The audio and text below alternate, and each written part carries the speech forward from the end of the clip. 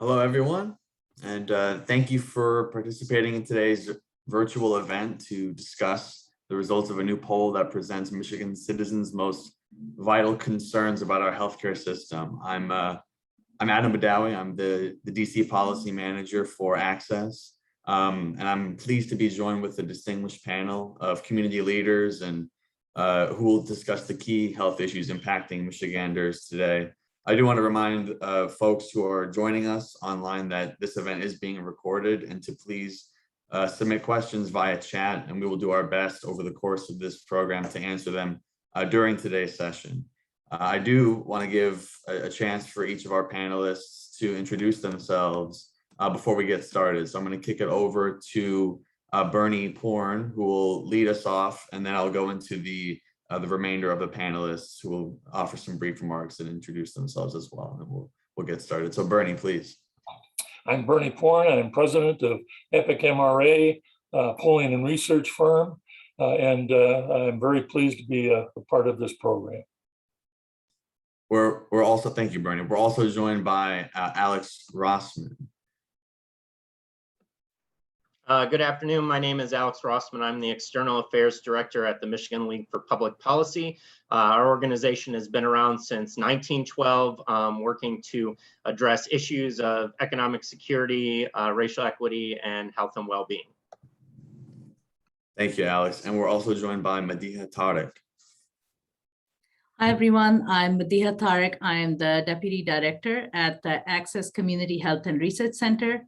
Access is a community-based organization that has been around for half a century now, and we provide health and human services to the community, but also engage in creating a larger impact through advocacy and research. And I oversee the health program, so I mostly engage in public health, mental health, and health issues in the community.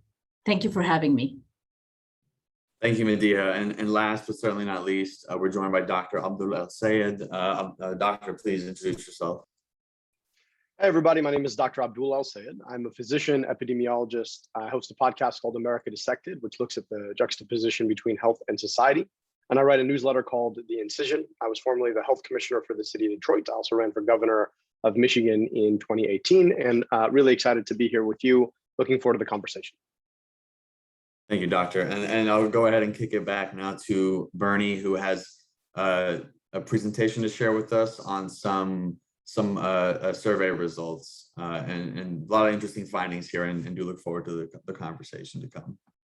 Well, this survey was conducted by ALG Research in cooperation with us. We provided some questions specific to Michigan and done for the Consumers for Quality Care. We're very pleased to be a part of this important process. If you'd like to slip to the next page, next slide. It's an online survey of registered voters in Michigan, 600 sample, and that means it has a plus or minus 4 percentage points. So if the answer of a question to a question was 50% yes, 50% no, that means that it could be as high, the yes 54% to 46% no, or 54% no and 46% yes. And the results were weighted to reflect the composition of registered voters in Michigan, demographics in terms of age, income, education, and partisan affiliation.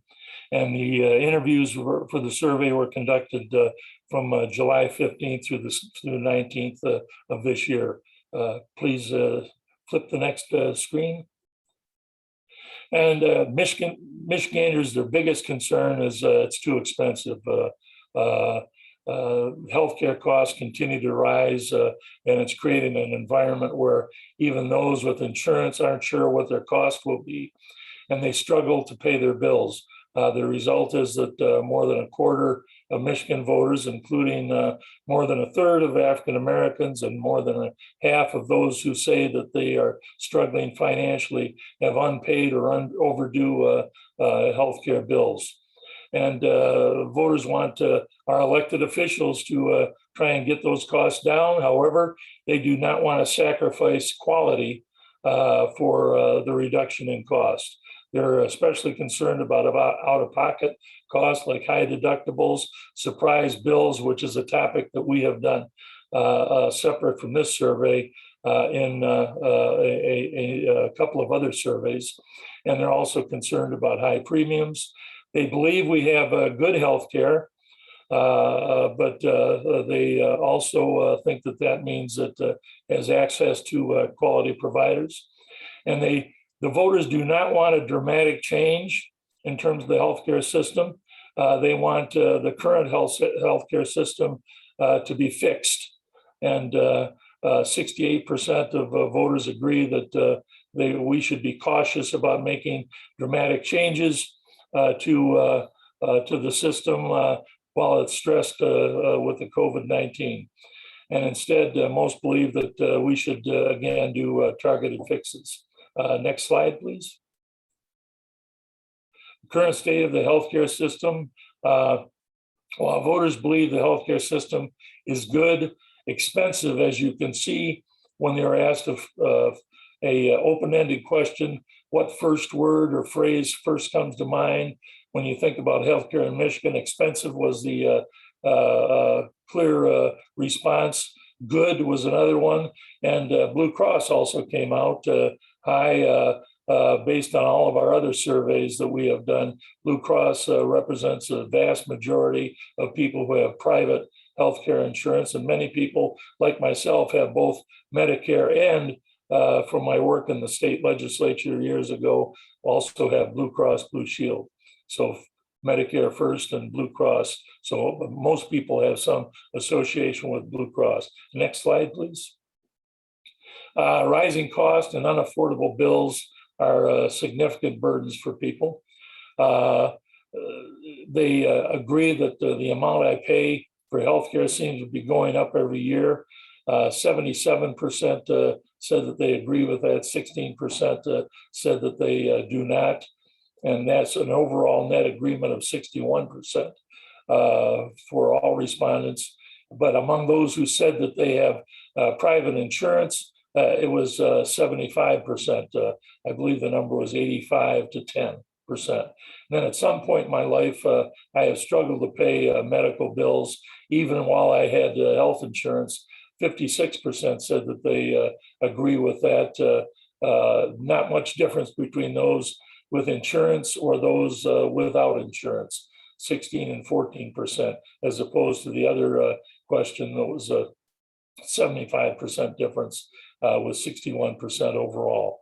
Next slide, please. More than half of voters are concerned about healthcare related expenses. 74% are somewhat, very, or extremely concerned that they're unable to afford high deductibles for the care they need. I am noticing a difference here in this slide. The next question does not seem to appear. I'll need to delay seeking healthcare because of high healthcare costs. And then the last two.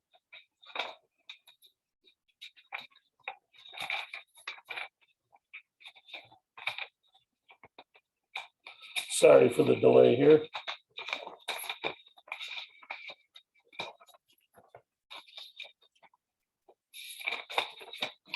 I'll need to delay seeking care because of high healthcare cost. That's 65%, somewhat, very, extremely concerned. And the last one is I'll be unable to afford my monthly healthcare premiums.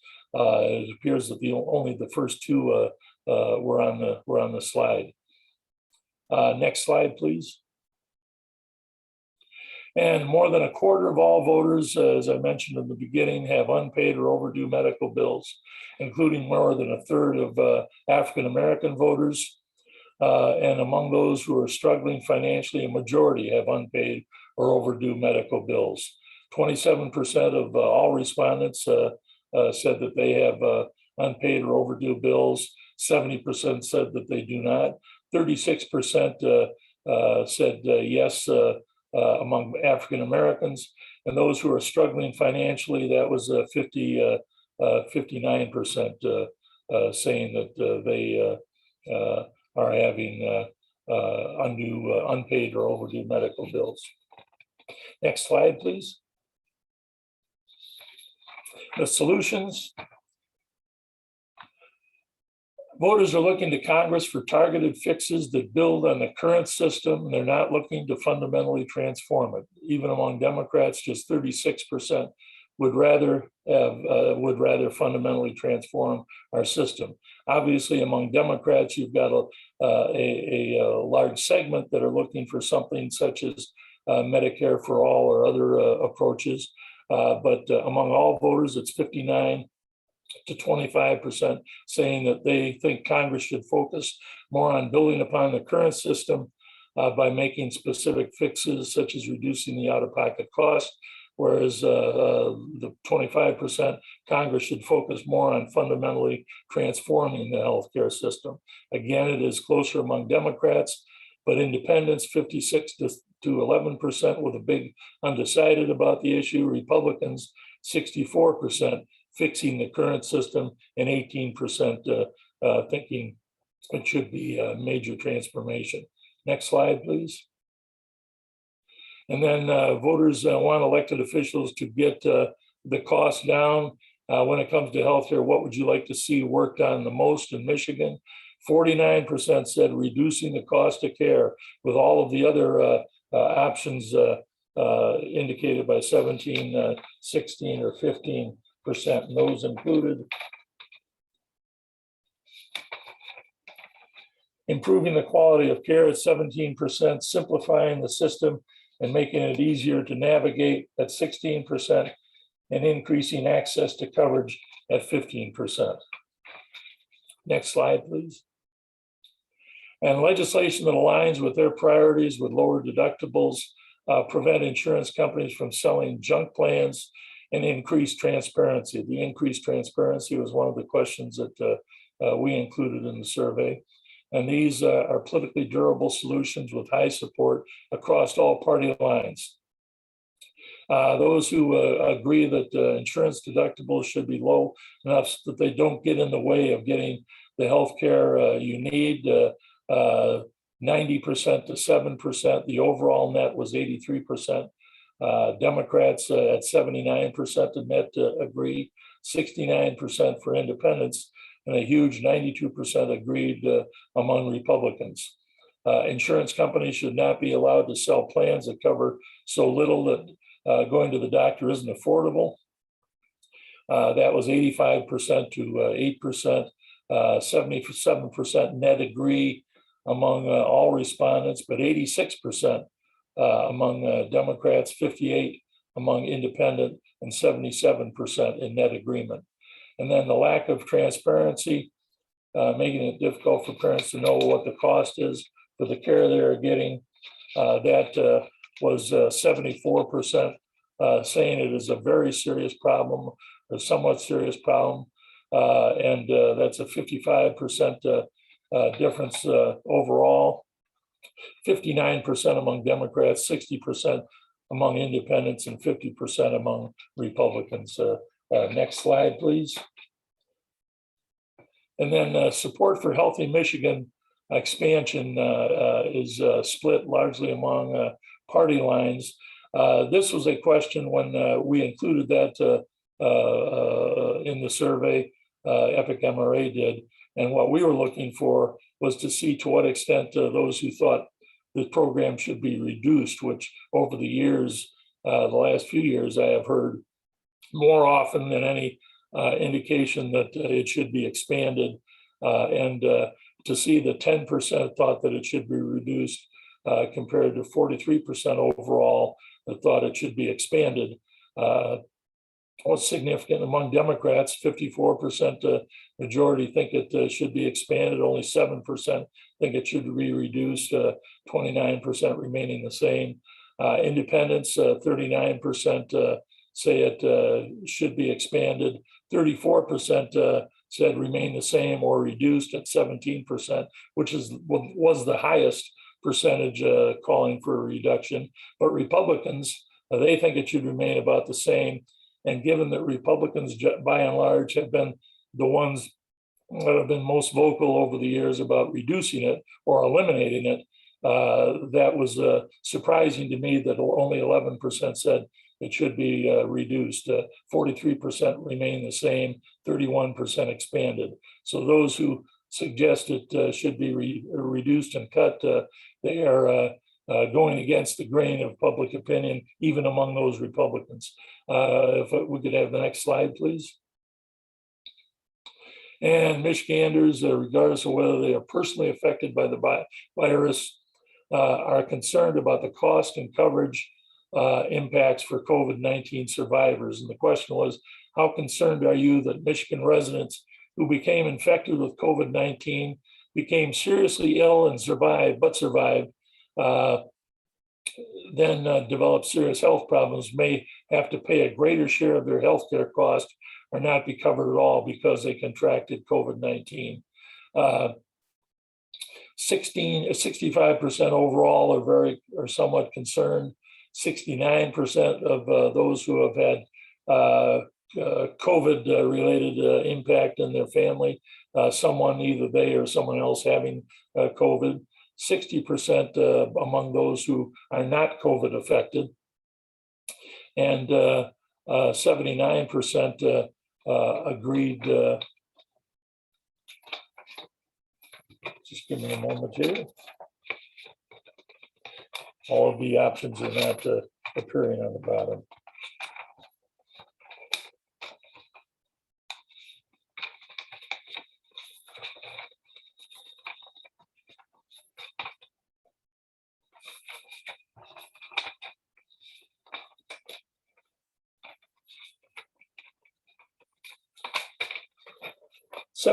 %, among Democrats, 53% among independents, and 55% among Republicans. So the Democrats are most concerned, but a majority of both independents and Republicans. And I believe that may be the last slide. Yes, no, yes. And thank you very much. I'd be happy to answer any questions later on.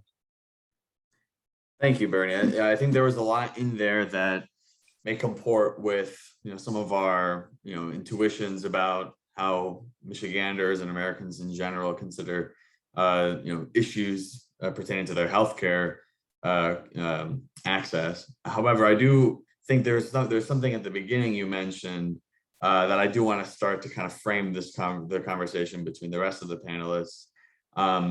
So I'll ask this one for all. As we review the data from voters, and thank you for Bernie for this survey, a vast majority stated that they would rather have targeted fixes from Congress compared to a kind of complete restructure of our current healthcare system. But Bernie, you were right to point out that that is a sort of crux of debate.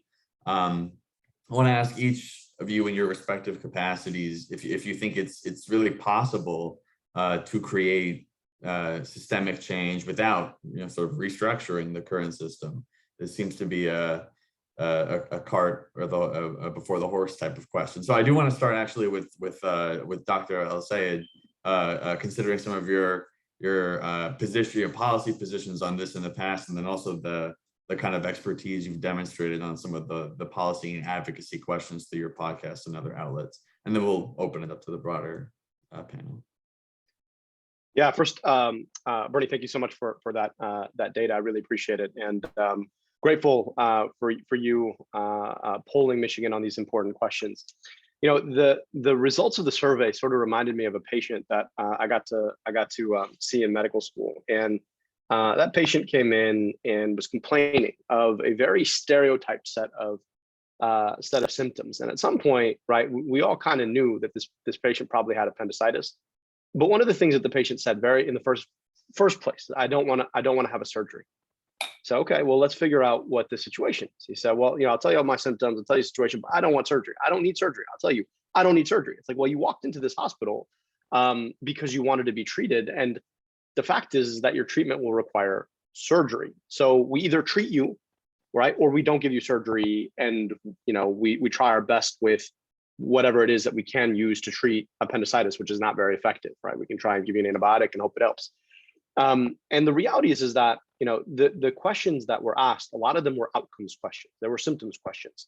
How do you feel about your ability to afford your healthcare? How do you feel about the reliability of your healthcare? How do you feel about the quality of the care that you receive? And then there was a process question, which is, how do you want them to fix it? And in some respects, right, this poll, the results of this poll are somewhat similar to that patient that I got to see in medical school, right? On the one hand, you want the symptoms treated, and on the other, you don't want the treatment. And when you look at the circumstances that we are in and the ways that our system works, we have a system that incentivizes these kinds of rising prices because we operate for profit, both on the insurance side and the healthcare outcome side. Obviously, I have an opinion on this. I literally wrote a book called Medicare for All, A Citizen's Guide. But it's because of an exasperation, with the current circumstance around knowing that the problems that we see, the ways that they touch real people, the fact that they're sending 67% of all bankruptcies into bankruptcy because of healthcare costs, the fact that costs are rising, the fact that the average deductible is more than a biweekly paycheck for a median family, that all of these are a set of symptoms of a broader disease. And the question that we have to ask ourselves is, can this be treated without real surgery?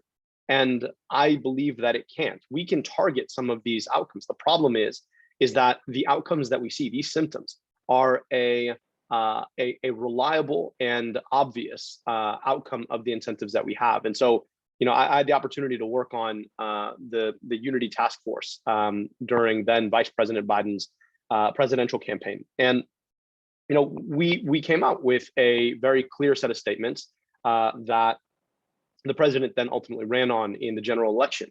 All of them are mapped to try and solve particular problems. The challenge here, though, is that it's unclear that without actually going in and doing the surgery, that symptom management is going to work.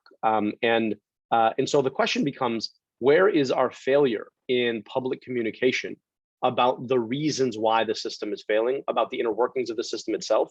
And is it possible to educate a broad swath of folks on a system so complex that is, frankly, intentionally kept complex by people who make a lot of money off of it? The last point I'll make here is that there's no coincidence, Bernie, that one of the findings that you had is that when people think of the healthcare system, Blue Cross is one of the words that they think of. Because in the end, right, Blue Cross is a major insurer, but it's not actually a function of healthcare provision. Nobody gets their healthcare from Blue Cross. They get their healthcare from a hospital or a doctor that is then paid by Blue Cross because people thought that Blue Cross would be there for them because they paid for their insurance. And unfortunately, what we're finding is more and more people are realizing that insurance hits you twice. It hits you in your biweekly paycheck, and then you think it's going to be there because the operative term is sure. And then in the end, it hits you again when you get sick in the form of a deductible or a copay. And increasingly, though, people are unable to pay them because increasingly those costs are higher and higher. And so I don't know that it's possible for us to actually solve the problems without, at this point, surgery. It's gotten too bad. The symptoms are too severe. And the folks who are causing these symptoms, the incentives that they face are too entrenched. I want to allow, thank you for that, Doctor. I want to allow any of the other panelists to jump in if they had comments on that question as well. I just, just wanted to kind of add, when I saw the numbers too, I really had to think about, the results for this specific question on whether people want a full system change. And I think, we are all suffering as a result of public health being so politicized in this country. We continue to suffer. And I thought about, if I was to answer saying like, fix the current system, why I would answer that. And I think it's because our communities have been in this crossfire between Democrats and Republicans for so many years. I mean, let's think about when the conversations around Affordable Care Act started and when we actually were able to enroll people. When did Healthy Michigan happen? How many times was Healthy Michigan under attack? So, I think it might also be that, and that people are just so scarred from the political crossfire on how this health system is going to work. And then the other piece is, I have worked in health in 20 years. I have a master's in public health. And to this day, I don't understand my own health system. Honestly, I really don't. The bills you get, the things you get in the mail, no doctor will ever answer, no doctor's office will ever give you a straight answer of how much you owe. I mean, it's really hard to know how the system works. And I think Dr. Al-Sayed did kind of allude to this too. Like people, there's not transparency. So how can you know exactly whether there should be a change or whether, the system should be rehauled or if there's a way to fix the current system?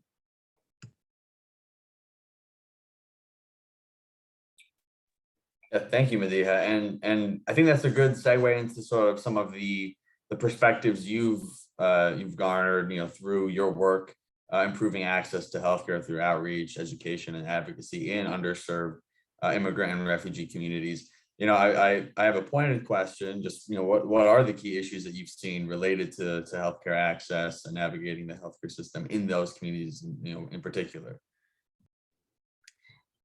I think definitely cost has always been the top concern for our community as well. In Michigan, we are the only state that does an Arab and Chaldean BRFS survey. And in that survey in 2016 and 2013, healthcare costs were identified as a major concern. And it really is because people know that, when Dr. Al-Sayed was talking about the patient, I was thinking about one of the patients that came in here who was linked in the community, and he ended up having chest pains at home and decided not to call the ambulance because he knew that that would be an extreme cost to his family. And he ended up, passing away of a heart attack. So it's like to think that, you're going through a heart attack. And at that point, you can think about preserving your body, because if you make that choice of preserving your body, your family could be bankrupt for the rest of their lives. I just don't think that's fair. But, that is definitely a major concern. Every time a patient comes into our clinic, we serve a large percentage of underserved, low-income populations, immigrant populations. Number one question, if somebody needs specialty care is, how much is this going to cost me? So many people don't take the referrals because they know that it's going to cost them a lot of money. We actually try to be as transparent as we can in our clinics to provide that information, like on what labs will cost and what the approximate cost would be for procedures outside of here, because that is a number one concern. And I think it will only change if we change the culture of health in this country, where lives are valued more than property. And I think that's a long-term work that we all have to do together.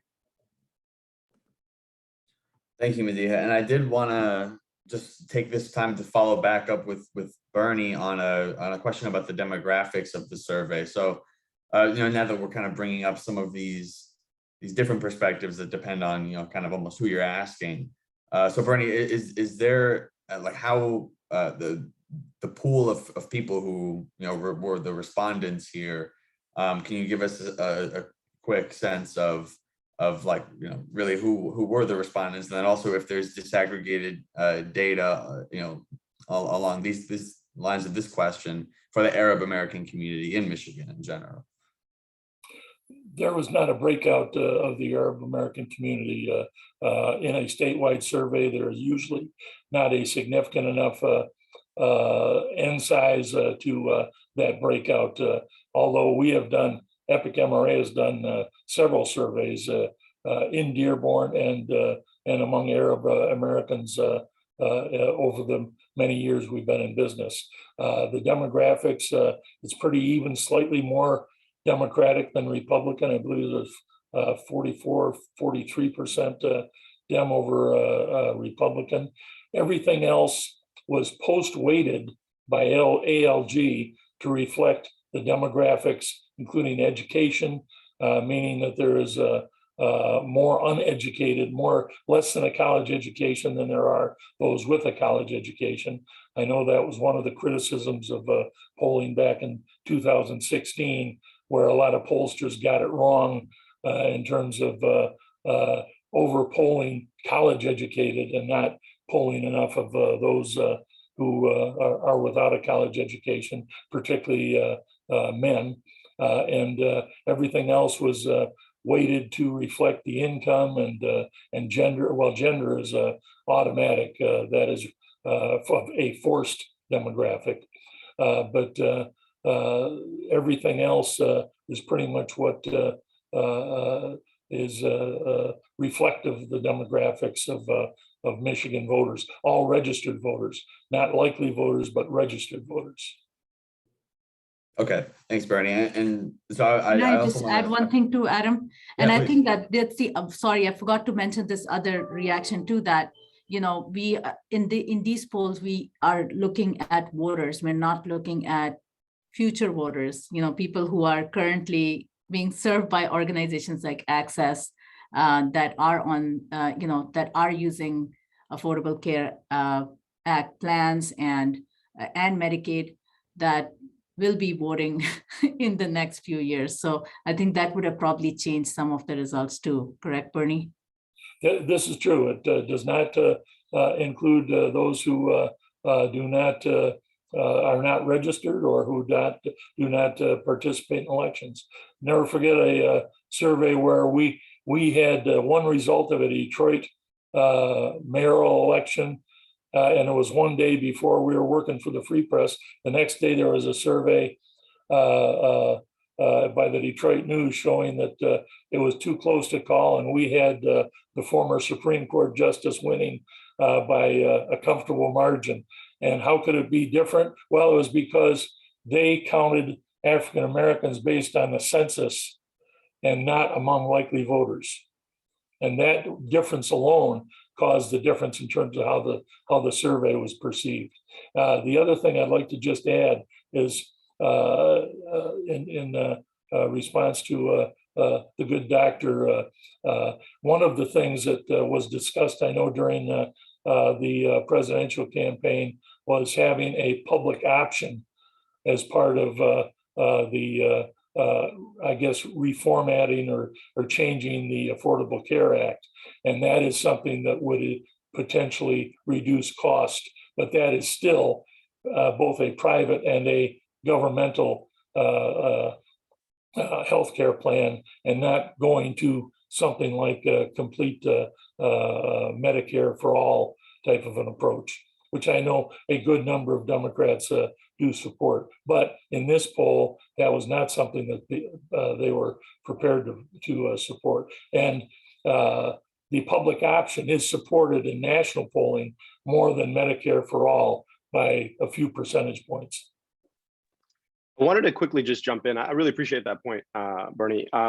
So a couple things. You know, it's interesting, right? Because the public option, the hard part is that we've often proposed policy solutions to the public in ways that don't necessarily account for the technical questions that those policy solutions are intended to answer. So, you know, you look at a public option and there are 15 different public options you possibly could promote, right? The version of the public option that that President Biden initially ran on when in the primary was a very thin public option offered only to individuals on the exchanges. The one he ended up running on was a far thicker public option that was offered potentially even to institutions. And those two would have vastly different impacts on affordability. The other thing about a public option is it really depends on how much subsidy that you put in, which is part of the question here. If you heavily subsidize a public option and it's truly publicly operated, that's one thing, versus a less subsidized public option that really is, you know, on par with what's being offered by private corporations, and that's another. And so it's interesting, right? Because I think what happens is that we poll these questions and functionally the polling is a representation of what the state of public education on these issues are, because by definition, they're extremely complex. The other part here is that, you know, Medicare for All is often presented as a full government takeover of the healthcare system, when it's actually not. It's a government takeover of the insurance system. Every doctor, every hospital remains private. And I think it'd be really interesting, if there's ever an opportunity to do this, Bernie, maybe you and I should collaborate on this, to actually ask people what they think Medicare for all actually means, right? Like what is actually included in the public definition of Medicare for all? What does it mean about the doctors that you can see? What does it mean about the state of your private health insurance? Because I think that's a really interesting piece of polling. There was some interesting polling from the Kaiser Family Foundation back in 2019 as this was being actively debated. And it was, they asked people how much their support, whether or not they supported Medicare for all, blankly. And then what happened to their support if they found out that they lose their health insurance, and support went down. And then support more than caught up when they asked people if how they felt about it if they could keep their doctor, independent of their health insurance.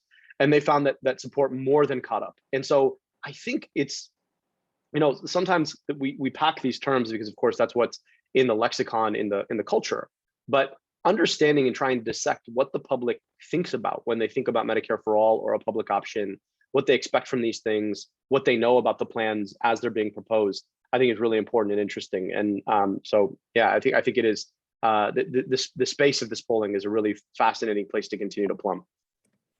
I think this is actually a great chance here to kick it over to Alex, who can help us see how, basically identify some tangible and direct avenues for us to address these concerns at a state level in particular. Definitely a slow moving and kind of like a arduous process of developing those universal reforms. So Alex, I know Michigan citizens have indicated their most vital concerns about our current healthcare system, but maybe you can help us see some tangible and direct avenues for addressing these concerns, at a more local context. Yes, thanks. I think, one of the biggest things from the polling that stood out, and I think Bernie reemphasized it, is that kind of the general partisan opposition to the Affordable Care Act and the Healthy Michigan Plan, which is Medicaid expansion under the Affordable Care Act, seems to be diminishing somewhat in the public eye. I don't know if that fire is diminished in the political eye yet, but seeing a lot of support of the existing state and federal programs that we have available, and looking to build on those rather starting from scratch. And I think looking at tangible proposals, in particular at the federal level, we know that President Biden has always considered Obamacare a big freaking deal, and is looking to build on it in his administration here. The American Rescue Plan included 2 years of lowered health insurance premiums for individuals using the marketplace, which would save people about $50 a month. He's proposing to extend that permanently as part of the American Families Plan, which is kind of the next phase in the bigger Build Back Better agenda. And then they're also looking, the White House and Biden administration also looking to reduce the marketplace deductibles and some other cost sharing. Just kind of acknowledging that even within the Affordable Care Act marketplace, costs are still a concern, and we still need to look at ways to address those.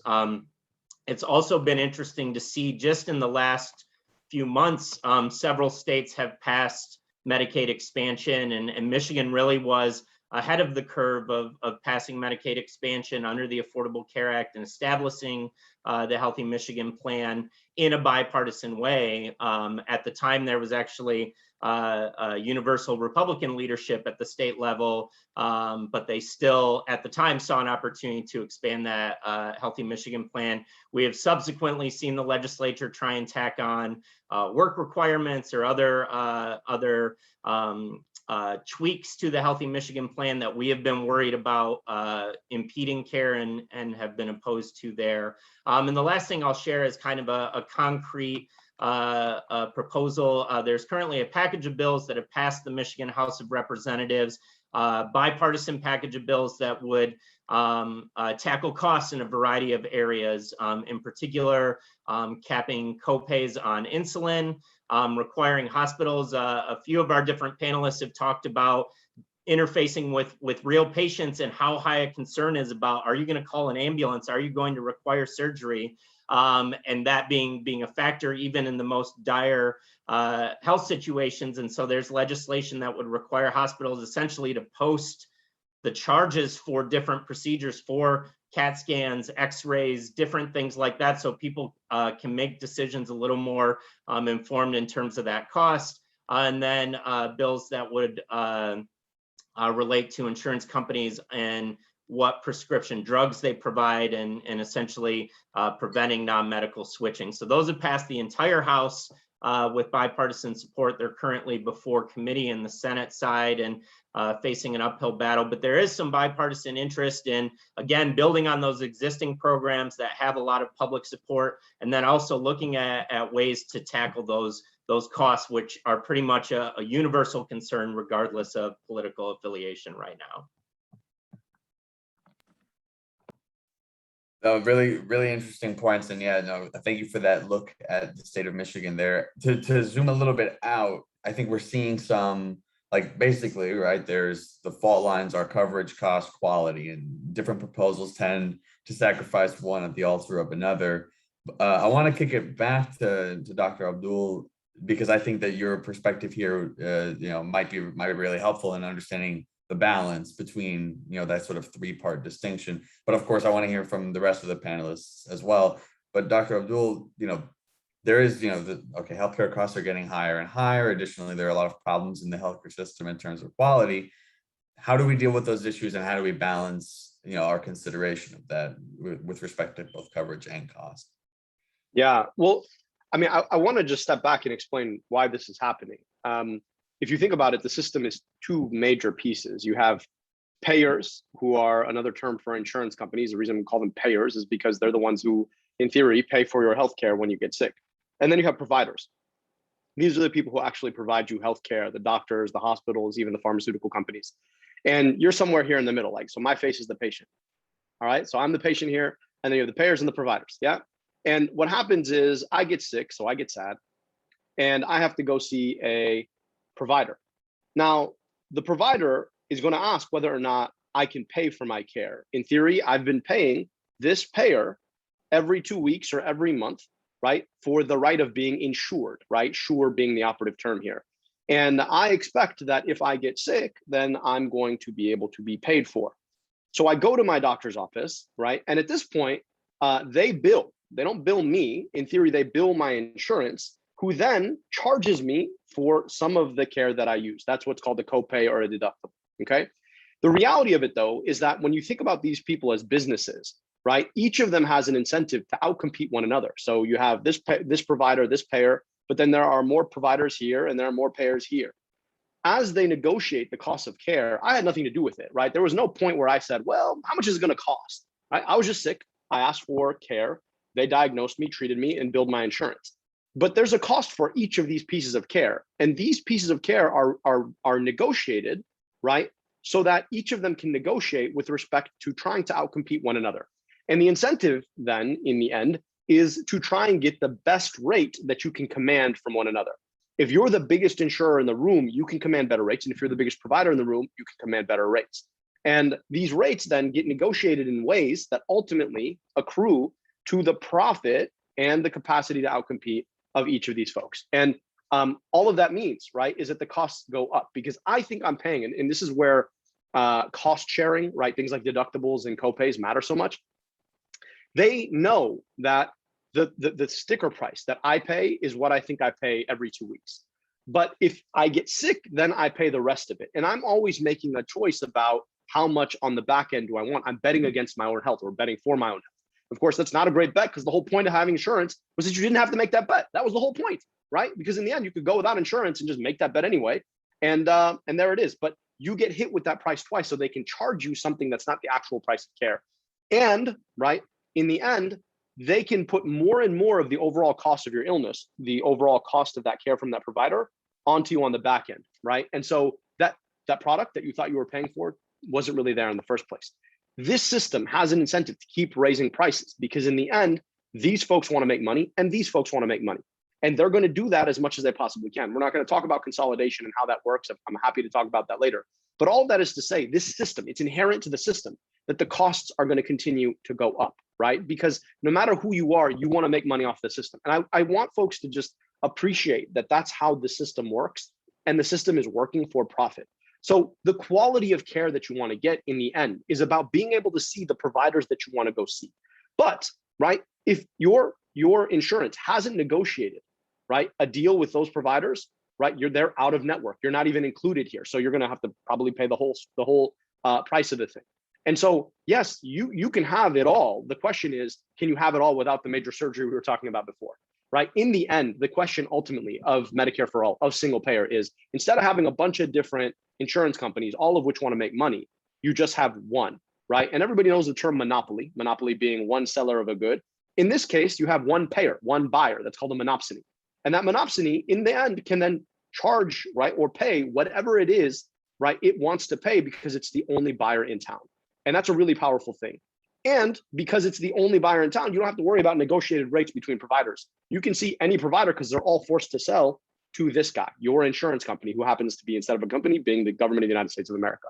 And so in this case, right, I just want folks to understand that you can have quality and low prices, but you can't have a system predicated on making money on both the provider side and the payer side, and then expect that you're going to have high quality and low prices. It's just not going to happen. There's no actually, like, from the physics of the finances of this thing, there's no other way to impose it aside from the government coming in and saying, here's what the cap on prices. Now you could say, well, you could set the rates and say, here's what the cap on prices are going to be. The problem is, right? The problem is that in the end, all you're doing then is ossifying a monopoly across payers or providers. So, we have to do a better job of educating consumers about why the costs are so high and why the quality is so limited if we're actually going to get real change. And I think the only thing I would add to this imagery that you've created is that for an immigrant family that don't speak the language, that are new to this country, it looks like this, but blindfolds on. They have, and I think that's what happens a lot with our community, where, people have gotten their Medicaid card, but they're still going to their doctors as cash patients because they don't know how it works. We spend a lot of our time when, Medicaid first opened in Michigan, educating clients that they can actually use the Medicaid card, and nobody's going to come after them. And, everything's going to be fine. And they're not going to get, actually, I can't say they're not going to get insane bills, because who knows, right? I don't even know the answer to that. So it's really, and what ends up happening when you create a more transparent system with that one payer is that you end up having more people utilize preventative care. You have less hospitalizations. You have more people having a communication with the therapists, with their doctors, and creating a culture of health where, people are healthier and they don't utilize the expensive medical system anymore. So this is a good thing for taxpayers. I think not so great for the hospitals, but we can talk about that in another chat.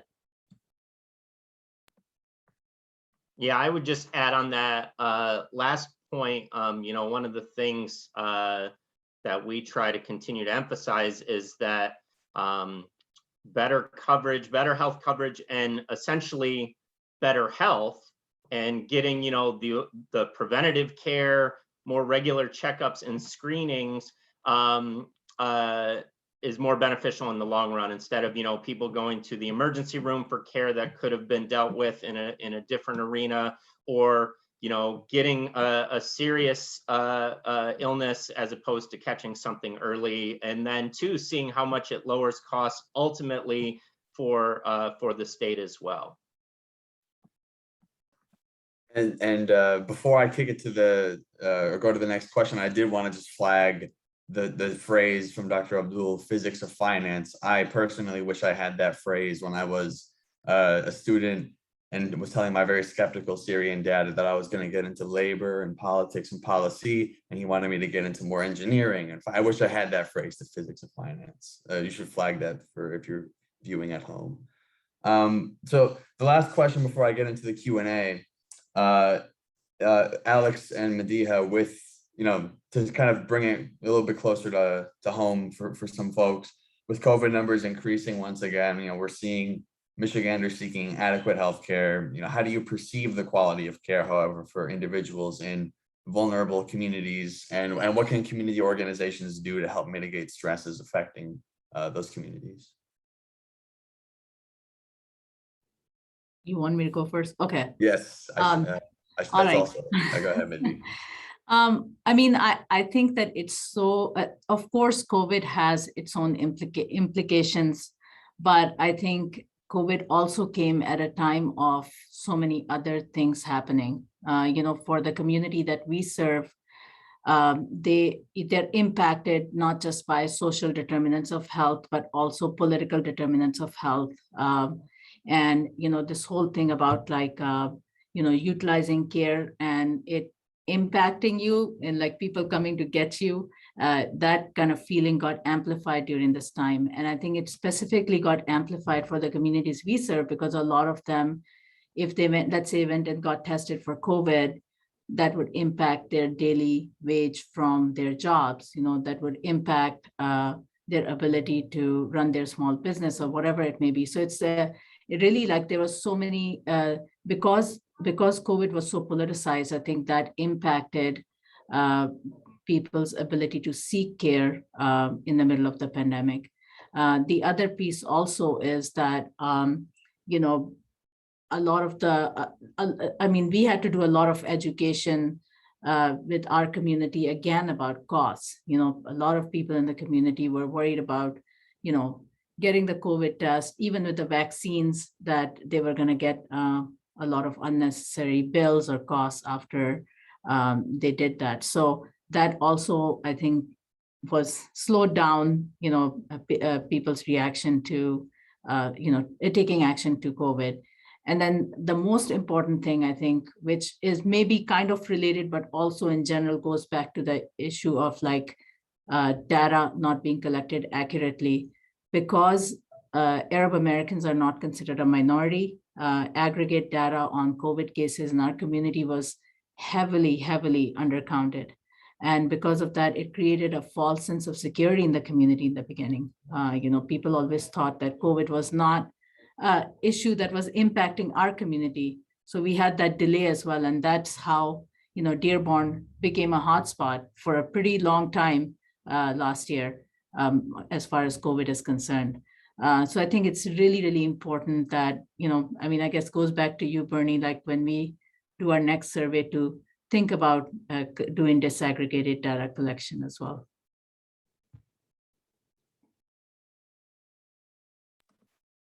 And Alex, I don't know if you also had something you wanted to add here. Yeah, I wanted to, mention a couple other things. Again, some tangible policies that we've been working with Access and other partners on to specifically support the immigrant community. One, we continue to advocate for Michigan to work within federal guidelines to adopt the option to cover immigrant children and pregnant women who have been lawfully residing in the U.S. Right now, there's a 5-year waiting program for the Immigrant Children's Health Improvement Act, and I believe the state, the Department of Health and Human Services, has the ability to waive that. We also, Medea talked a little bit about social determinants of health, which are kind of all the other factors in the world around us that ultimately impact our health and need to be considered as part of health as well. And we're currently working on some legislation that would provide access to driver's licenses for individuals without documentation living in the state. And this is another thing that has an indirect impact on health and health quality, that if you don't have a viable driver's license, you're more cautious about where you drive, if you drive at all, and being able to get to health services for you or your children, being able to take your kids to the doctor's office, getting checkups, all of that right now is associated with some fear and some legal risk of driving without a driver's license. So that's another area of policy we're advocating for, that will have economic benefits as people being able to get to and from work, but also being able to get to and from the doctor or a hospital. And also just recently, we're unfortunately still dealing with some of the lingering effects of some of the bad policies under President Trump, including the public charge rule that really stoked a lot of fear in the immigrant community about seeking public health services, and there's been a lot of concern about that we have seen impacting COVID-19 testing and vaccination rates as well. So the federal Department of Health and Human Services just put out essentially guidance or call for state agencies and partners working with the immigrant community to do more outreach to kind of try and reassure immigrants that rule is no longer in effect, and that they can pursue health services without some of those fears or concerns. So yeah, those are a couple things we've been looking at specifically right now. So thanks, Alex, and thanks to the rest of the panel. We only have a couple minutes, but I do want to get to some of the Q&A briefly. So I want to take this question, and feel free to jump in, of the panelists. But there's one question about what will happen to Michigan healthcare after the public health emergency ends, and would the results be different if we are not experiencing a pandemic? I want folks to think about the fact that we have to ask that question, right? Because yes, we're in the middle of a pandemic. Hundreds of thousands of people have died. Millions have gotten sick. But also, even not in the middle of a pandemic, hundreds of thousands of people die and millions of people get sick. And it doesn't matter if it's COVID-19 or your cancer diagnosis or your diabetes. Like, when it acts up, it's a real problem. It's an emergency for you. And so, yes, I think it's really important that we've done these things to protect people from COVID-19. I just wish we did them to protect them from everything else too. And the fact is that, yes, we are going to see changes. I mean, I want everybody to appreciate this. Like, everybody got free healthcare in the form of, or has access to free healthcare in the form of vaccine, right? Like, I mean, that's like a thing we did. You didn't have to go. I mean, for those of us who are vaccinated, you didn't have to go and show an insurance card. You didn't have to call your insurance first and make sure that you were pre-authorized and approved. You didn't have to worry about some copay you had to pay at the front door, or whether or not you were going to get kicked out because you just didn't have the money to pay. This was just free for you because you were a person. And I just think that we have a lot to learn about COVID, and there's an opportunity for us to take where we are and move forward in terms of achieving access to healthcare for people. I do worry about what the long-term consequences of COVID are going to be, because of course the context of the pandemic itself wasn't just COVID. There's a lot of displaced care that wasn't gotten. And we're not going to call that, right, long-term consequences of COVID-19, but it is. That's exactly what it is. And so I just think that this moment has demonstrated so much of the failure of the system as it stands, that I hope that we're able to pick up, and rather than ask how do we get back to the old status quo, is that how do we build a new status quo because of this moment and what it's shown us about the failure of our system. What we do not know yet is how long COVID is going to last, and whether or not there will be other variants that could cause it to last even longer. And although we're trying to get people vaccinated in the United States, and there are problems in some areas of the country in doing so, we are only a small part of the world that is only less than 10% vaccinated, I think. And there is still the prospect and possibility of COVID in other variants coming right back to the United States. So we don't know, and I haven't heard a doctor say or the CDC say that just because the United States may be able to get a handle on on getting vaccinated and hopefully achieve herd immunity, whether or not we're not going to deal with the same thing because the rest of the world is not vaccinated. And I will just say that people are hurting, and the growing need for mental health, that is a long-term effect. The growing need for grief counseling for people who've, lost several members of family, friends, that's going to be the long-term effect of COVID. Yeah, I will say, there are kind of two concerns that I think both were raised by viewers of this discussion, but the long-term health consequences of exposure or contracting COVID, but also the upcoming shift in health coverage for hospital care if you're infected, and whether that will serve as a motivator for people to get vaccinated if they have to start paying more out of pocket for those hospital stays or those costs, but also how it impacts the insurance system as a whole. I think so much of what Dr. Syed has talked about is how there's this ripple effect around the healthcare situation, and that costs ultimately get passed around everyone that's paying for insurance. And so there are some concerns there. Another thing that our organization has seen in basically every area of public policy that we work in is the increased, and for the most part, positive response, but the increased awareness and importance of the safety net in general, food assistance, unemployment, but also the Healthy Michigan Plan and the Affordable Care Act, making sure that there are public programs that are available for people who are really struggling financially, that there are options there. And I think in some ways, the importance of those programs have been clarified more around the state, and somewhat regardless of political affiliations.